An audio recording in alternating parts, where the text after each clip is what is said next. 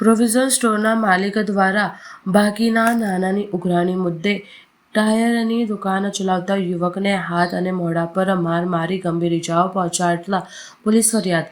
શહેરના ગારીલીબાગ વિસ્તારમાં આવેલ મેન્ટલ હોસ્પિટલ ખાતે ટાયરની દુકાન ચલાવતો યુવક રજેશ ખૈયા અહીં આવેલા સત્યજીવન પ્રોવિઝન સ્ટોર ધરાવતા સત્યમ પટેલની દુકાનમાંથી પોતાની દીકરી માટે ચોકલેટ્સ, બિસ્કિટ, કોલ્ડ ડ્રિંક્સ ઇત્યાદિ ઉધારમાં ખરીદતા હતા અને પછી 6-7 હજાર રૂપિયા થઈ જાય ત્યારે ચૂકવતા હતો.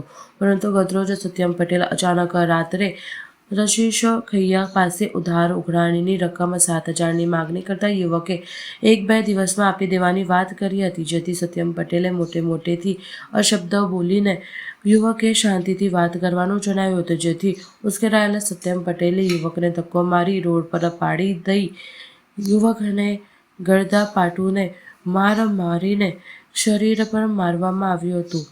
ત્યારબાદ કોકોકોલાના બોક્સથી તૂટીને પડ્યો હતો.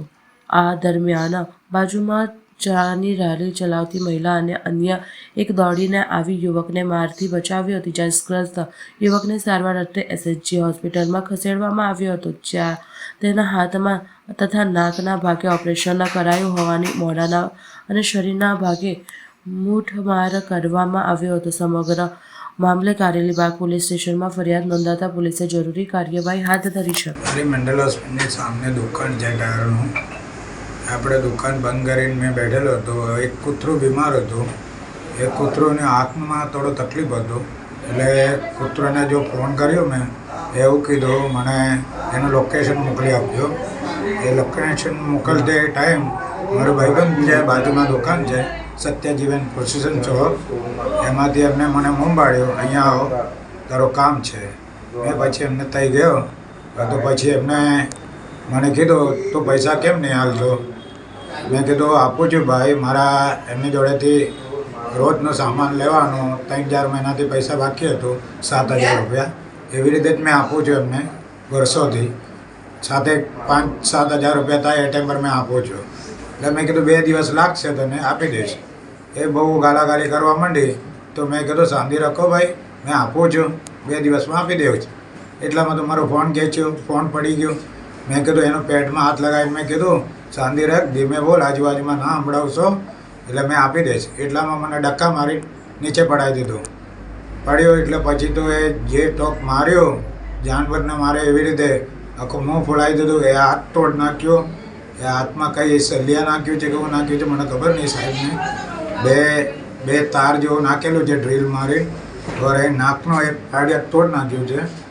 ઓર એ આખું મોં બધું ફોડાવી દીધું હતું. એ બંને બાજુ હમણાં થોડું ડાઉન છે. ઓર એ શરીરમાં બધું કેવી રીતે પાક મારીને આપણે WWFમાં કેવી રીતે ઉચ્ચીને ફેંકે. કોઈ શસ્ત્ર કોઈ પાઇપથી મારી કઈ રીતે? ના, પાઇપથી કશું નહીં. એ જાનવર જેવું છે, એનો હાથ જ જેવું. એ એકવાર નહીં, પહેલે બી 2-3 જણને એવી રીતે મારેલું. એ ટાઈમ પર મેં પકડી રાખેલું. એની શેની દુકાન છે, એનું નામ શું છે? એમનો પ્રોવિઝન સ્ટોર છે, આપણે સત્યજીવન. તમારી માંગ શું છે? ચોકલેટ ઓર સિગરેટ, પાણીની બોટલ એ બધું વેચે છે. ત્યાંથી મેં પાણીની બોટલ બી લેવું છું, આઈસ્ક્રીમ બી લેવું છું મારા બેટી માટે. એટલે એના લીધે પૈસા થઈ ગયા હતા.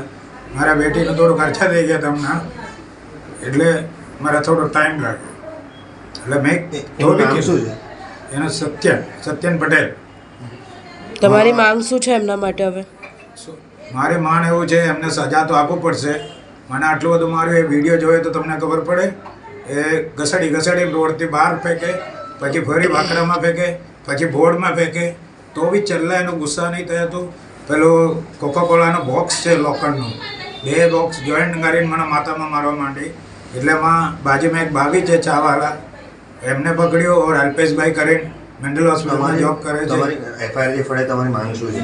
હા, મારી માંગ એવું છે, મને જો 296 or 117 115 એ કલમ મને નહીં ચાલે. એમને તો બસ 300ના કંઈ છે ઉપર, એમને અંદર રહેવું પડે એવું મને માંગ છે. એ કલમ આપે તો બહુ સારું. શું નામ તમારું? રજીશભાઈ કુમારન તિયા.